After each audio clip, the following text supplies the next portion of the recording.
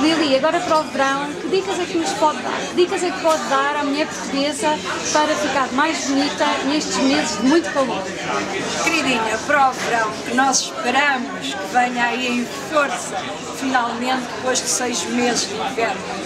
Eu vivo na Baía de Cascais, como toda a gente sabe, onde o céu é mais azul, onde o sol é mais brilhante, onde tudo tem mais luminosidade. Portanto, vamos deixar os pretos, vamos deixar as cores escuras, vamos deixar os cinzas, os castanhos e vamos apostar na cor.